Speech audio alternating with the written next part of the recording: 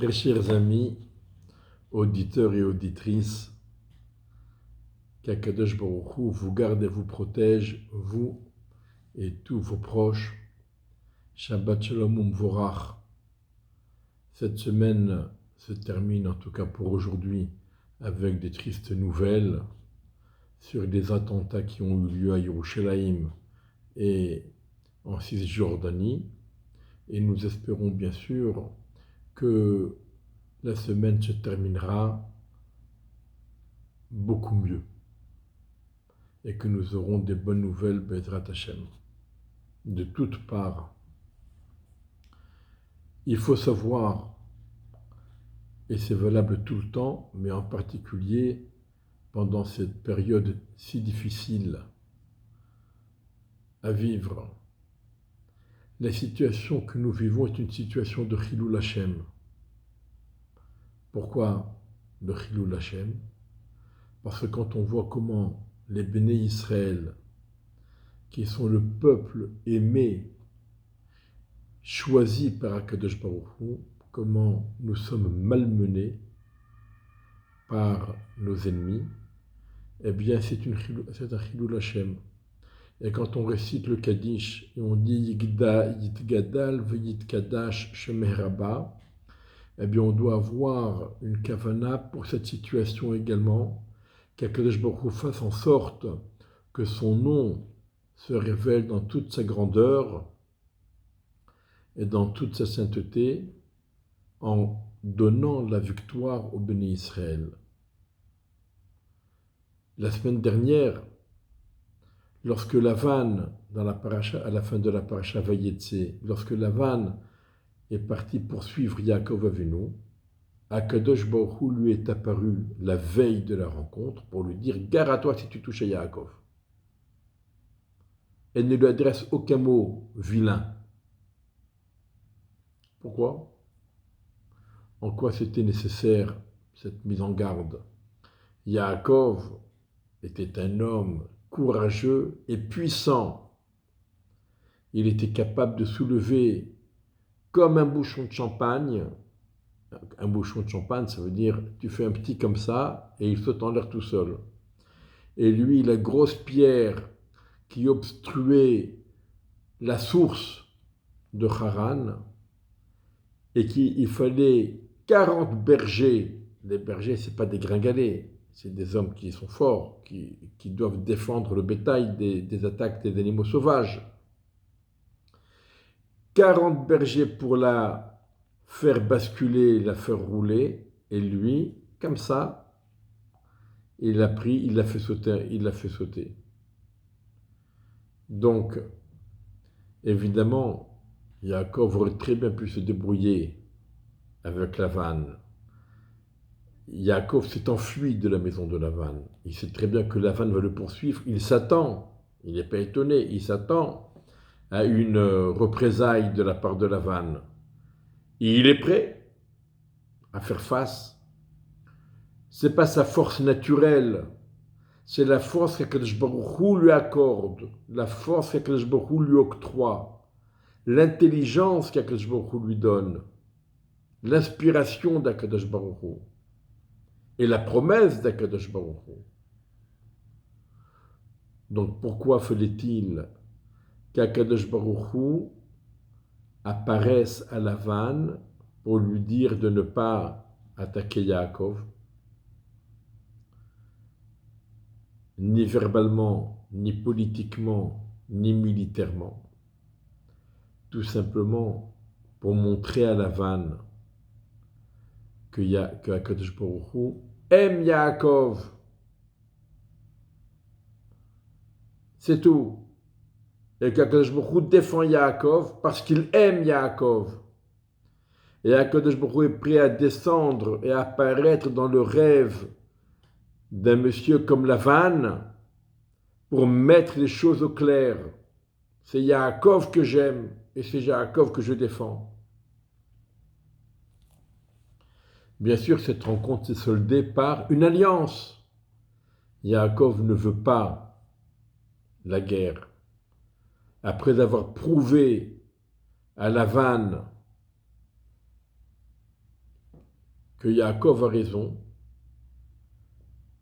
et que Lavan est un voleur, est un menteur, il le reste, il va le rester, mais au moins il faut le lui dire, il faut toujours essayer de le lui faire comprendre.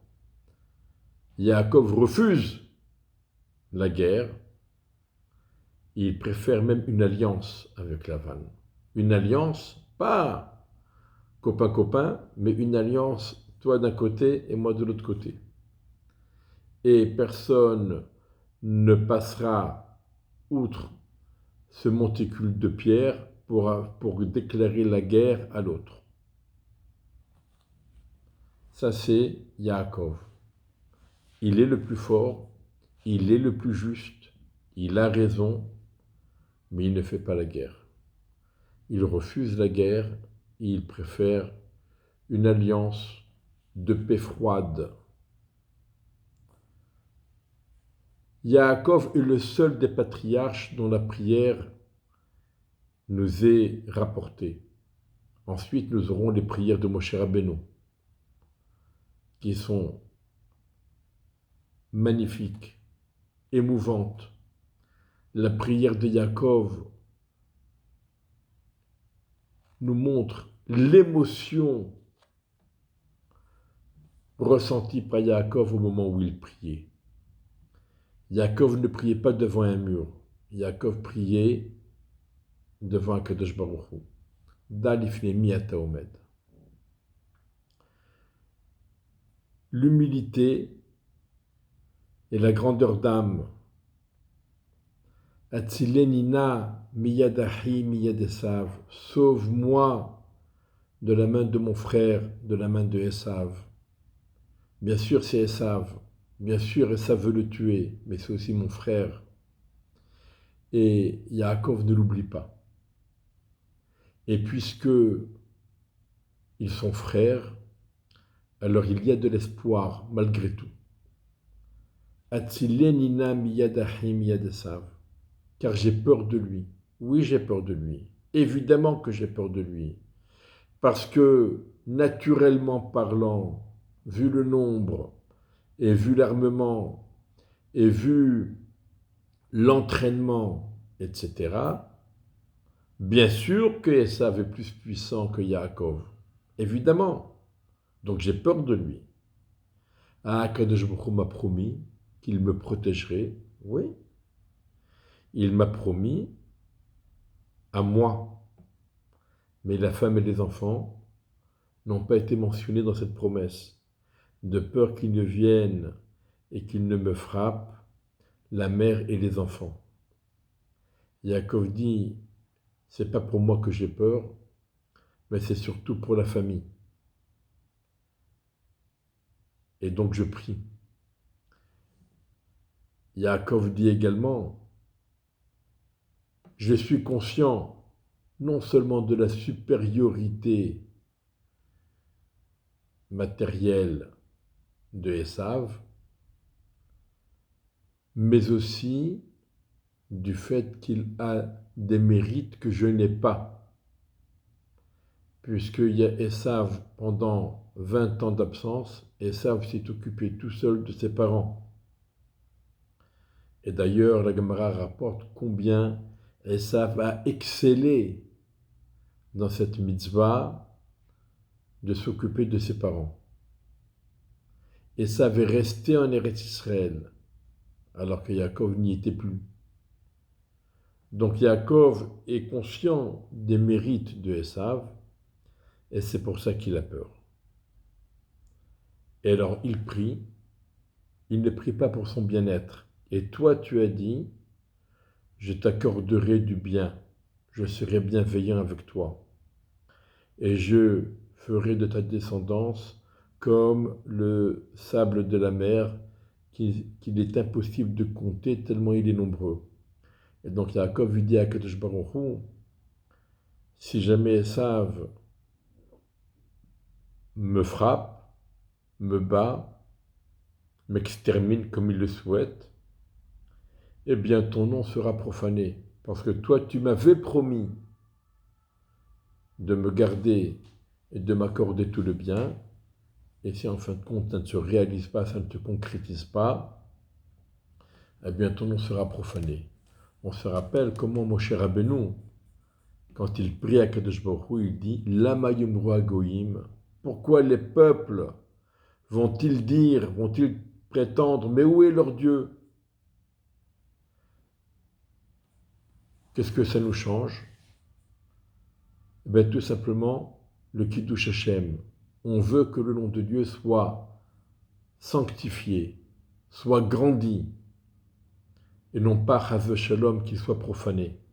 Et c'est pour cela qu'on prie, lorsque Yaakov demande la victoire, lorsque Yaakov prie pour son salut, il ne prie pas pour lui-même, mais il prie pour que le nom d'Hachem soit sanctifié, grandi. Il faut bien comprendre, il faut bien être conscient que la situation que nous vivons actuellement, où le peuple d'Israël se trouve malmené en Eretz Israël, mais partout dans le monde également, c'est une situation où malheureusement, il y a une profanation du nom d'Hachem. Et on doit tout faire, commencer par faire teshuva, commencer par prier. Lorsqu'on peut œuvrer, il faut le faire afin que le nom d'Hachem soit grandi et soit sanctifié. Prier pour la victoire d'Israël, parce que nous pensons à nos proches, nous aimons nos proches, et tous les Israéliens sont nos proches, et nous avons une pensée émue pour chacun d'entre eux, et nous prions pour chacun et pour tous à la fois. Les Israéliens, nos frères qui vivent en Israël, mais aussi pour tous les Juifs de la diaspora qui sont eux aussi menacés et malmenés par nos ennemis de toujours. Et nous prions également Yidgadal v'Yidkadash Meraba quand on récite le Kaddish et quand on répond Amen, eh bien on doit avoir une pensée que le nom d'Hachem soit grandi, soit révélé dans toute sa grandeur, qu'il soit sanctifié en faisant en sorte que le peuple d'Israël soit vainqueur, que le peuple d'Israël soit souverain, en montrant comment nous, les bénis Israël qui avons reçu la Torah, nous savons nous comporter les uns avec les autres. Nos valeurs extraordinaires, combien on fait attention à la vie, même de nos ennemis, à plus forte raison de nos frères que nous soutenons et pour lesquels nous prions de tout cœur. Faisons en sorte que le nom d'Hachem soit sanctifié et grandi par notre comportement. On voit dans la paracha Yaakov qui s'apprêtait, qui redoutait la rencontre avec Esav et qui s'y est préparé. 3 choses, les cadeaux, la prière et la guerre. La prière, c'est pas la prière pour que la guerre réussisse. Ça, c'est indépendant. La prière, c'est pour qu'Akadosh Baruch Hu fasse en sorte que Esav se radoucisse et accepte la paix avec son frère Yaakov. D'abord les cadeaux, ensuite la prière, et en dernier recours la guerre.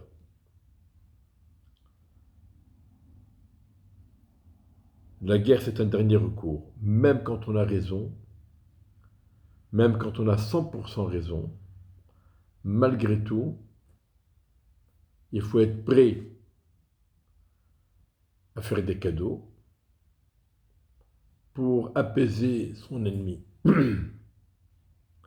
Et il faut prier pour qu'entre guillemets, l'ennemi fasse teshuva et se ravise de ses mauvais calcul, et ensuite il faut être bien sûr prêt à faire la guerre. On remarque, le Baal HaTurim nous fait remarquer Hatzilenina Miyad. Les premières lettres de ces trois mots, c'est Haman. Haman, c'est un descendant de Amalek qui est lui-même petit-fils de Esav. Donc Yaakov ne prie pas uniquement pour sa situation actuelle, mais il prie également pour les descendants à venir jusqu'à Haman et même bien plus loin. De même, lorsque Yaakov il demande à ses messagers qui allaient apporter et présenter le cadeau à Esav, il leur dit « Revar tassimu ben Eder ou ben Eder » vous laisserez de la place, un espace entre chaque troupeau pour donner plus de valeur au cadeau, au présent qui allait être offert à Esav. Mais le mot Revar, nous dit le Baal HaTurim, n'est employé que 2 fois dans tout le Tanakh. Une fois ici et une deuxième fois dans la Megillat Esther. Revar ve'atzala, ça veut dire il y aura le salut et le soulagement. Akash Baruch Hu nous a garanti le salut et le soulagement. La question c'est par quel moyen ça va arriver et par le biais de quel tzaddik ça va arriver. Eh bien, qu'Akash Baruch Hu fasse en sorte que le salut et le soulagement nous reviennent et que vite fait, bien fait, et que Bezrat Hashem, cette guerre se termine, que tous les otages rentrent chez eux à la maison, je le dis malgré tout, sains et saufs, en bonne santé,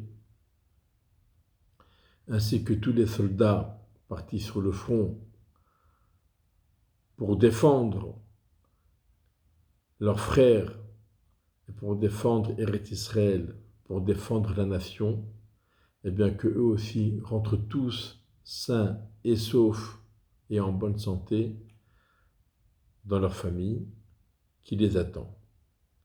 Un peu plus loin dans la paracha, on voit combien de fois Yaakov s'est prosterné devant Esav, à tel point que les Chachamim en ont voulu à Yaakov.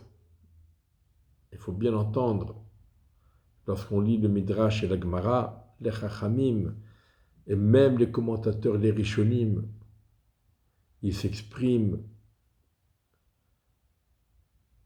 entre guillemets avec dureté vis-à-vis de Yaakov. Pourquoi il s'est tellement rabaissé devant Esav, il s'est prosterné devant Esav. Et les Chachamim disent que Yaakov a été puni. La fin de la paracha, lorsqu'on nous dit « Et voici les rois de Édom qui ont régné avant que ne règne un roi parmi les bénis Israël », c'était justement à cause de chacune des inclinaisons de Yaakov devant Esav. De même, c'est rapporté dans les commentateurs que Mordechai lo yichra velo yishtachave, Mordechai ne se prosternait pas devant Aman, c'était pour réparer toutes les fois où Yaakov s'est prosterné devant Esav. Donc on a cette paracha qui est en rapport avec la fête de Purim, mais aussi avec la fête de Hanouka qui s'approche, puisque c'est marqué Vayivater Yaakov Levado. Le sens simple du passouk, Yaakov est demeuré seul.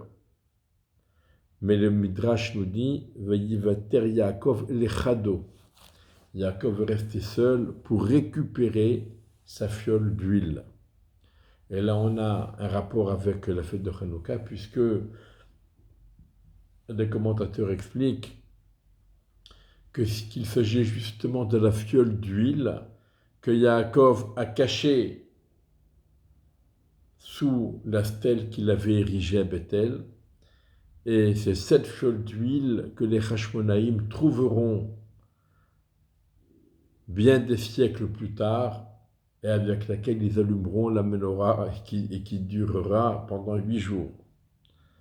Donc on a aussi un lien avec la fête de Hanouka. Et pour terminer, cette année encore, c'était, je crois, il y a 2 ans, il y a 2 ou 3 ans, c'était la même configuration. La paracha, le Shabbat de Hanouka, nous lirons la paracha de Vayeshev. En général, on lit tout le temps la paracha de Miketz, ou alors, certaines années, on lit les 2 parachutes en Vayeshev pour le premier jour de Hanouka qui tombe Shabbat, et Miketz pour le dernier jour de Hanouka, qui est alors tombe également Shabbat. Mais qu'on lise uniquement Vayeshev et pas Miketz pendant Hanouka, c'est extrêmement rare. C'est arrivé il y a 2-3 ans, et ce n'était pas arrivé depuis une bonne quarantaine d'années. Donc c'est quand même extrêmement rare. Cette année, nous avons de nouveau cette configuration. Mais Vayeshev, pour ceux qui ne savent pas lire, ça peut se lire également Vayashov.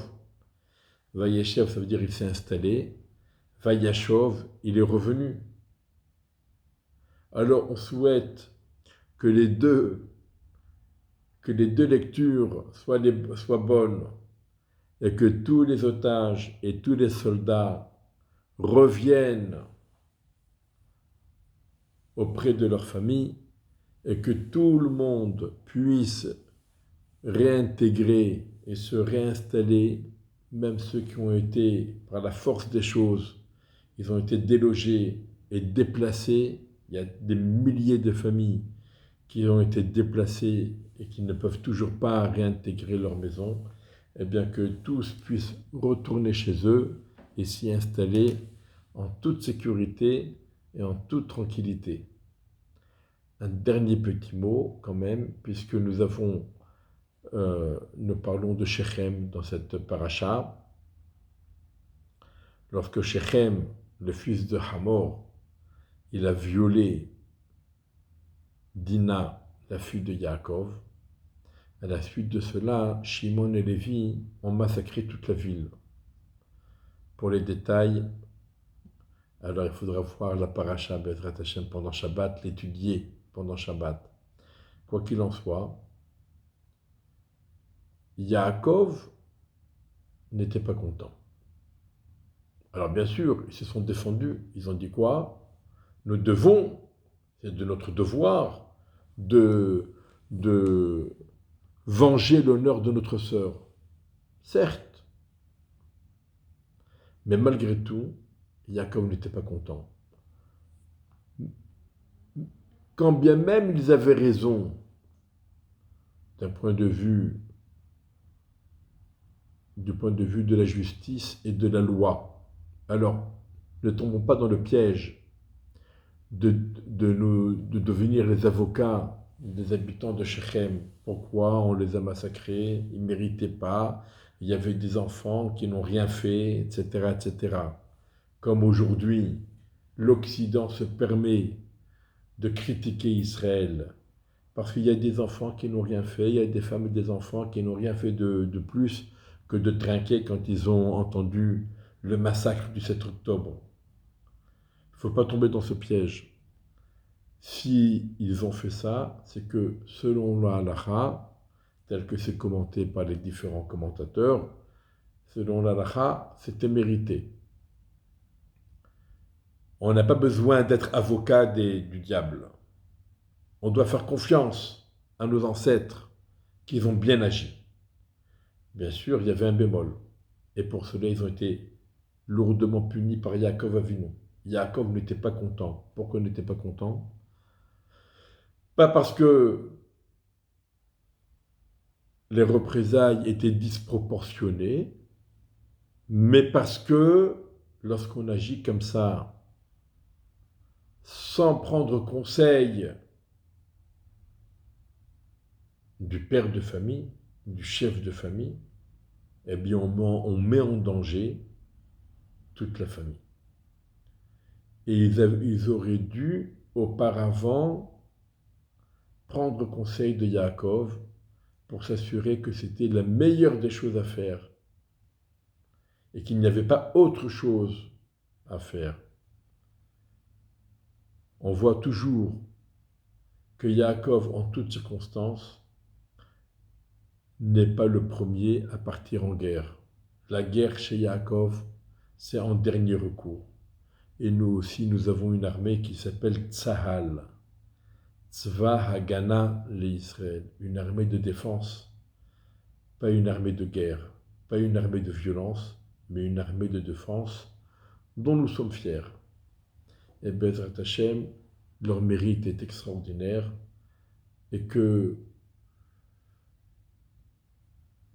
puissent être toujours vainqueurs, et cette fois-ci encore, qu'ils soient vainqueurs sur le terrain, mais aussi vainqueurs dans leurs valeurs spirituelles.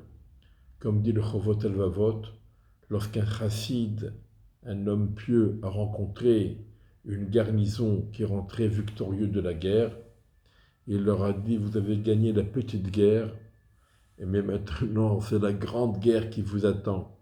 C'est quoi la grande guerre? C'est la guerre contre le Yetzer Hara. Et ça, c'est une guerre très violente et très forte à laquelle il faut se préparer. Et en tout premier lieu, il faut prier, toujours prier pour qu'Hachem nous aide dans cette guerre.